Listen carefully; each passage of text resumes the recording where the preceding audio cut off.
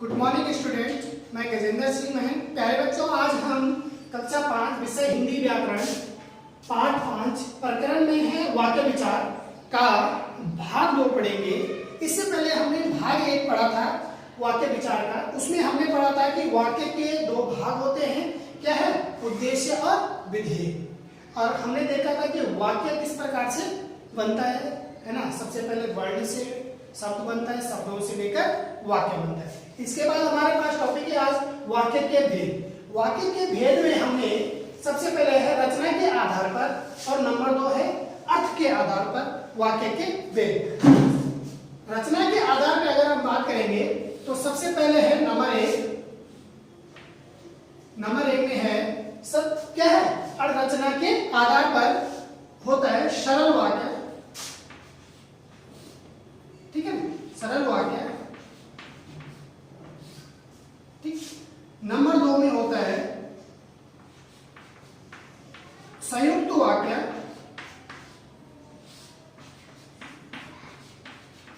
Okay, संयुक्त वाक्य। Number 3 होता है मिश्रित वाक्य। क्या होता है? मिश्रित वाक्य, ठीक। तो रचना के आधार पर वाक्य के हम 3 भाग करते हैं। नंबर 1 सरल वाक्य, नंबर 2 संयुक्त वाक्य, नंबर 3 मिश्रित वाक्य। तो डियर स्टूडेंट, हमने पढ़ा रचना के आधार पर। तो सबसे पहले हम सरल वाक्य के बारे में पढ़ेंगे। सरल वाक्य ऐसे वाक्य जिसमें उद्देश्य के साथ एक ही विधेय होता है, उसे क्या कहते हैं? सरल वाक्य। ऐसे वाक्य जिस वाक्य में एक ही उद्देश्य और एक ही विधेय होता है, उसे क्या कहते हैं? सरल वाक्य। हम इससे पहले हमने जब वाक्य के भाग पढ़े थे तो उद्देश्य और विधेय पढ़े थे। तो जिस वाक्य में एक ही उद्देश्य और एक ही विधेय होता है, ऐसे वाक्यों को क्या कहते हैं? हम सरल वाक्य कहते हैं। जैसे क्या है? जैसे नंबर 1 क्या है? बच्चे खेल रहे हैं। बच्चे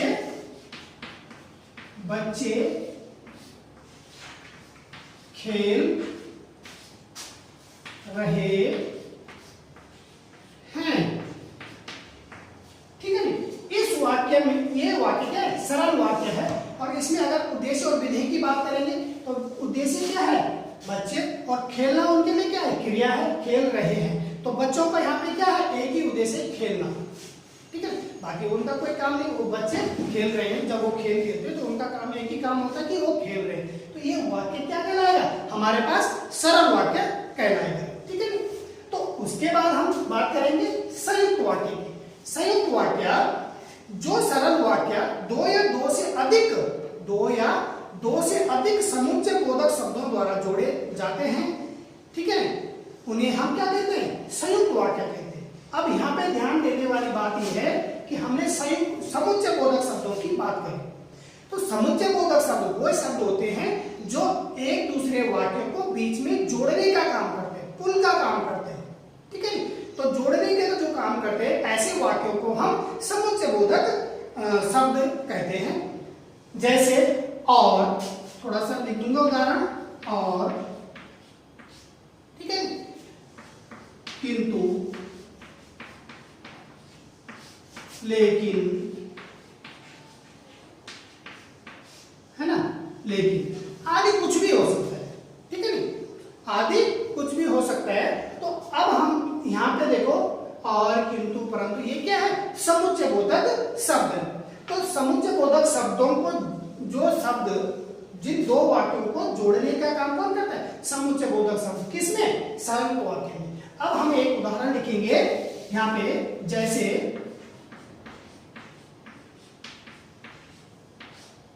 जैसे नंबर 1 क्या है? सीता गाना गा रही है और राधा नाच रही है। सीता गाना गा रही है। सीता गाना गा रही है, ये एक वाक्य हो गया ना। पर अब हम इसको जोड़ने का काम कर रहे हैं। सीता गाना गा रही है और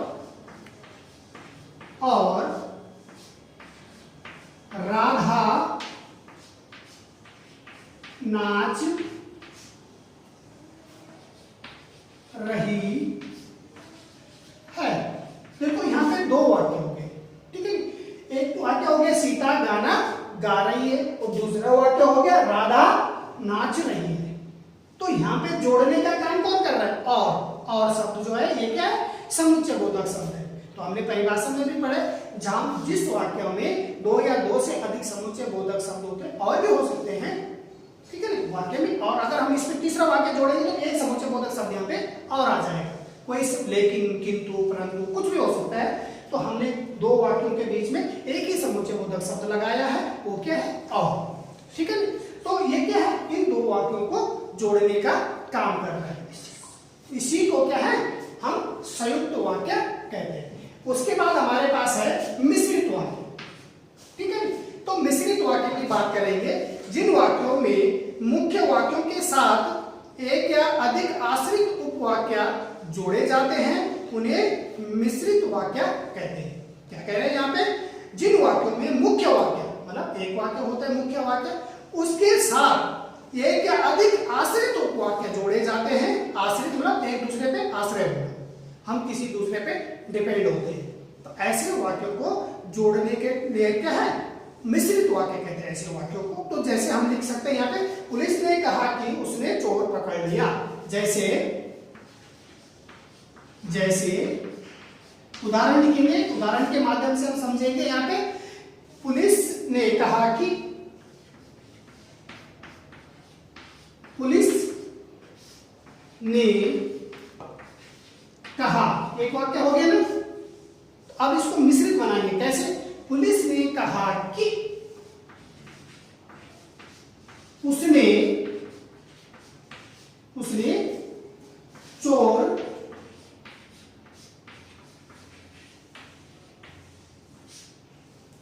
चोर पकड़ लिया।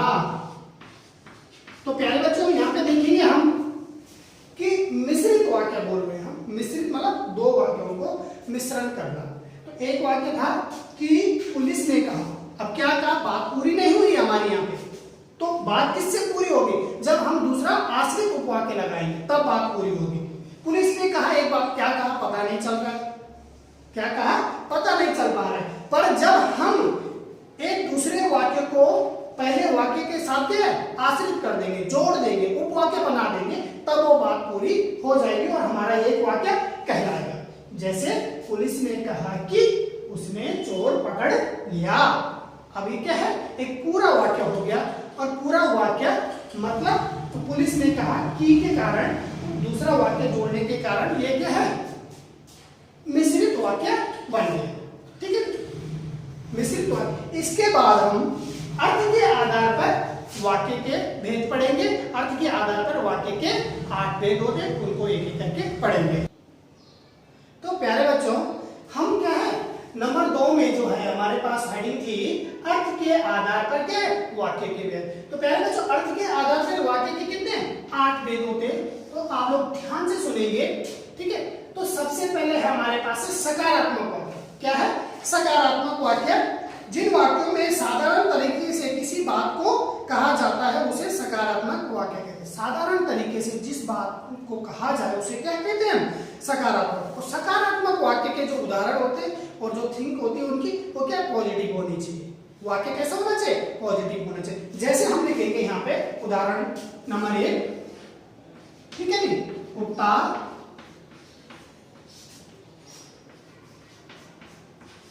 भौंक रहा है। किसका वाक्य उदाहरण लिखा हमने? सकारात्मक वाक्य। सकारात्मक कैसे? कुत्ता भौंक रहा है। कुत्ते का काम क्या है? भौंकना। कुत्ता भौंक रहा है, उसका काम है भौंकना।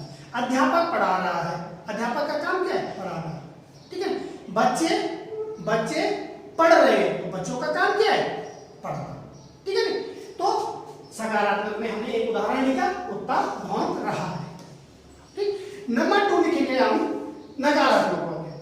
हम लिखेंगे यहाँ पे नकारात्मक। कैसे? नकारात्मक।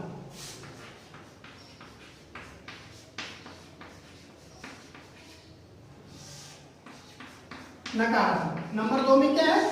नकारात्मक हो। एक पहला हो गया सकारात्मक, नंबर 2 हो गया नकारात्मक। अब नकारात्मक वाक्य कैसे होना चाहिए? निगेटिव होना चाहिए।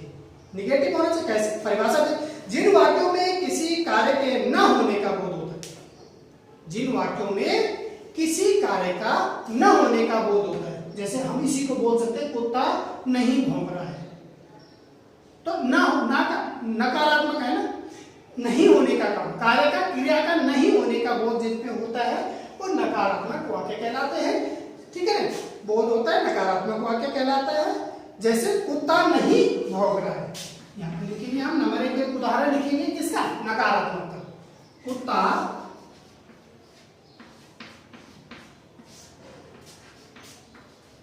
नहीं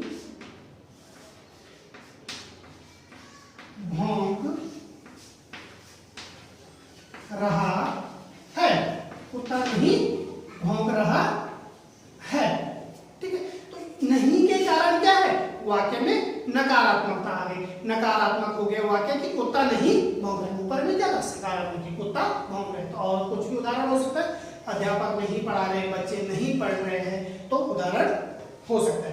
नंबर 3 है हमारे पास प्रश्नवाचक वाक्य। नंबर 3 है प्रश्नवाचक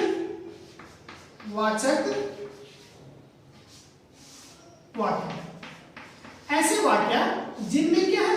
प्रश्न पूछने का बोध किया जाता है।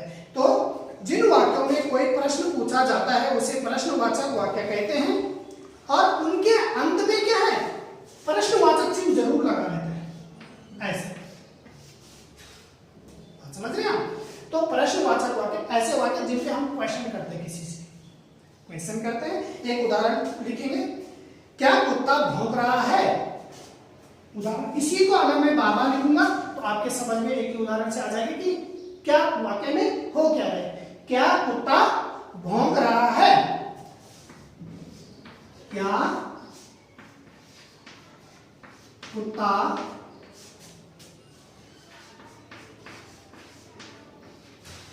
भौंक रहा है? और लास्ट में क्या है? अंत में क्वेश्चन मार्क। बात समझे? तो सकारात्मक में क्या था? सकारात्मक उदाहरण थे, कुत्ता भौंक रहा है। नकारात्मक में क्या था? कुत्ता नहीं भौंक रहा है। और प्रश्नवाचक वाक्य में है क्या के कारण इसमें क्वेश्चन बन गया, प्रश्न बन गया, क्या कुत्ता भौंक रहा है? हम किसी से पूछ रहे हैं क्या कुत्ता भौंक रहा है, तो क्वेश्चन कर रहे हैं, तो क्वेश्चन मार्क आएगा। नेक्स्ट वन है हमारे पास आज्ञार्थक वाक्य। आज्ञार्थक वाक्य नंबर 4, आज्ञार्थक वाक्य। आज्ञार्थक वाक्य प्यारे बच्चों, जिन वाक्यों में आदेश, आज्ञा, प्रार्थना का बोध होता है उसे हम क्या कहते हैं? आज्ञार्थक वाक्य कहते हैं। जिन वाक्यों में हम किसी को आज्ञा देते हैं, ठीक है नी, आदेश देते हैं, या हम किसी से रिक्वेस्ट करते हैं, प्रार्थना करते हैं, तो ऐसे वाक्यों को हम आज्ञार्थक वाक्य कहते हैं। एक उदाहरण देखेंगे, रवि पतंग मत उड़ाओ। रवि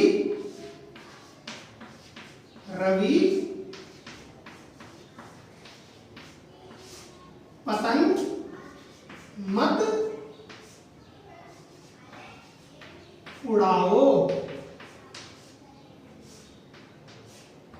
रवि पतंग मत उड़ाओ कहने का तात्पर्य क्या?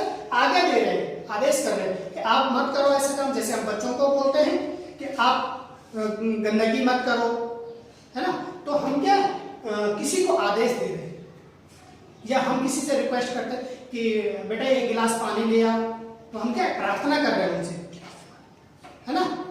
तो हम किसी से किसी चीज को काम करा रहे, हम किसी बच्चे से कुछ काम करा रहे या किसी को कुछ काम करने के लिए कह रहे, तो हम उसको क्या दे रहे? आज्ञा दे रहे या उससे रिक्वेस्ट कर रहे हैं। उसके बाद है हमारे पास नंबर 5 इच्छा बोधक वाक्य। नंबर 5 है इच्छा बोधक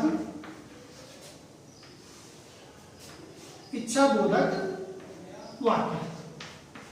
बात समझ रहे हैं आप? इच्छा बोधक वाक्य तो ऐसे वाक्य जिनमें हम किसी चीज की इच्छा जाहिर करते हैं, ठीक है ना। तो जिन वाक्यों में इच्छा, आशीर्वाद या शुभकामना का बोध होता है उन्हें हम इच्छा बोधक वाक्य कहते हैं। इच्छा, आशीर्वाद या शुभकामना, किसी को हम आशीर्वाद दे रहे हैं कि हमारे किसी से हम किसी के लिए हम क्या वो शुभकामना ले रहे हैं, भगवान से प्रार्थना करेंगे हे भगवान उसका भला कर देना, हे भगवान उसका ऐसा हो जाए। तो एक उदाहरण देखेंगे, भगवान तुम्हें सुखी रखे, भगवान तुम्हें सुखी रखे, भगवान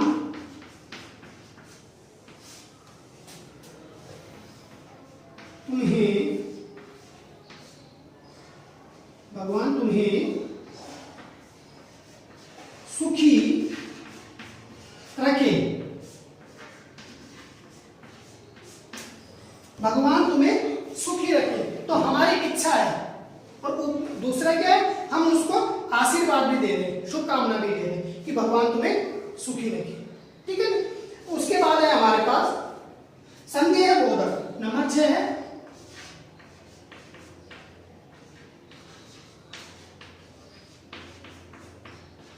संदेह बोधक। संदेह बोधक वाक्य, जिन वाक्यों में क्या संदेह उत्पन्न होता है, हो भी सकता नहीं भी हो सकता है, तो ऐसे वाक्य संदेह बोधक वाक्य। जिन वाक्यों में शंका या संदेह का बोध होता है उन्हें संदेह बोधक वाक्य कहते हैं। ठीक है ना। बारिश हो भी सकती नहीं भी हो सकती है, हम देहरादून जा भी सकते नहीं भी जा सकते, तो संदेह हो जिन वाक्यों में तो शायद वहां कहीं गया है। एक उदाहरण लिखेंगे, शायद वह कहीं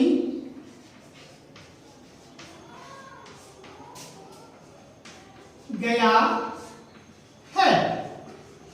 संदेह है ना, क्या है वाक्य में संदेह है, डाउट है कि शायद वह कहीं गया, हमें पता नहीं है पर हम क्या है अंदाजा लगा रहे हैं कि शायद वो कहीं गया है। ठीक है। उसके बाद हमारे पास नंबर 7 बचता है विस्मय बोधक। क्या बचता है, विस्मय बोधक।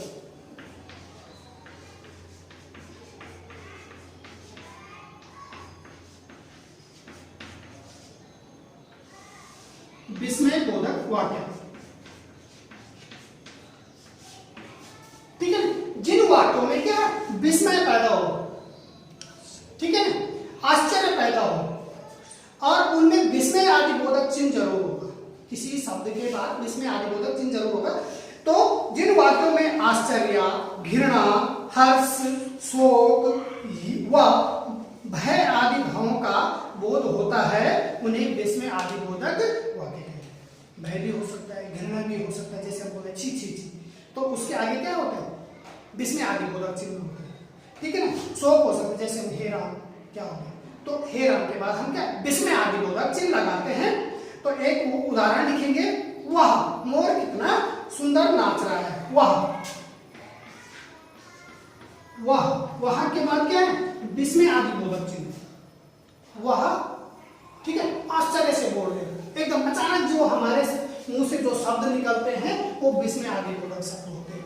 वह मोर कितना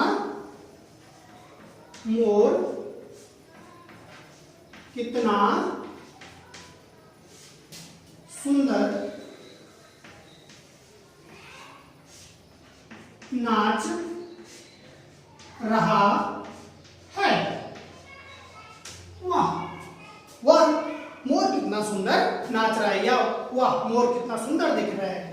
ठीक है ना। तो ऐसे वाक्य जिनमें विस्मय पैदा होता है, तो विस्मय आदि बोधक में विस्मय आदि बोधक चिन्ह जरूर होगा वाक्य के अंदर। ठीक है ना। लास्ट वन है हमारे पास संकेत बोधक वाक्य, 8वां है संकेत बोधक।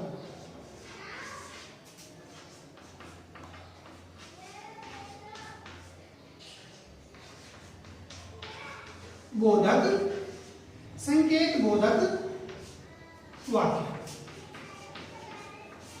ठीक है। संकेत जिनमें हम किसी चीज के बारे में इशारा कर रहे हैं, संकेत कर रहे हैं कि शायद ऐसा हो सकता है।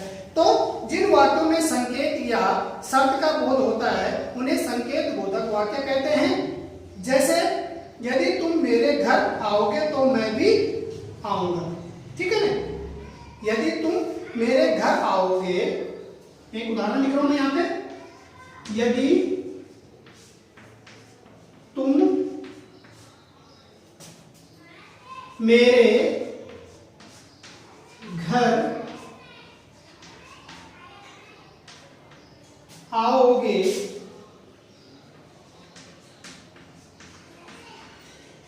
यदि तुम मेरे घर आओगे तो मैं भी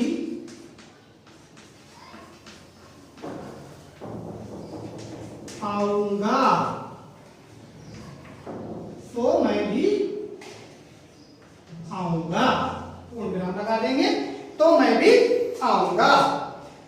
वो क्या कर रहा है, संकेत दे रहा है, किसको, अपने दोस्त को या किसी दूसरे को संकेत दे कि यदि तुम मेरे घर आओगे तो मैं भी आऊंगा, अन्यथा अगर तुम मेरे घर नहीं आओगे तो मैं भी नहीं आऊंगा। कहने का मतलब एक दूसरे के, ठीक है ना, एक दूसरे से बात कर रहे हैं, ठीक है ना। तो प्यारे बच्चों क्या संकेत बोधन में तो एक क्या होता है, हम ट्रैफिक पुलिस को देखते हैं ना, तो ट्रैफिक पुलिस क्या है, संकेत के माध्यम से ट्रैफिक को कंट्रोल करती है ना।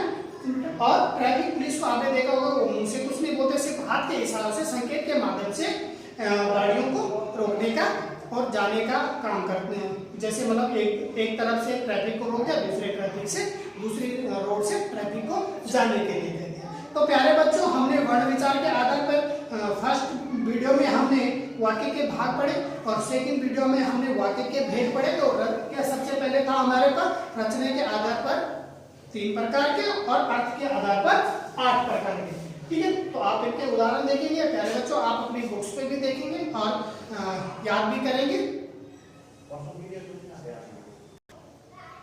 प्यारे बच्चों, आशा करते हैं कि आप लोगों के समझ में आया होगा और आप इसको बुक से दोबारा देखेंगे और याद करेंगे। Thank you.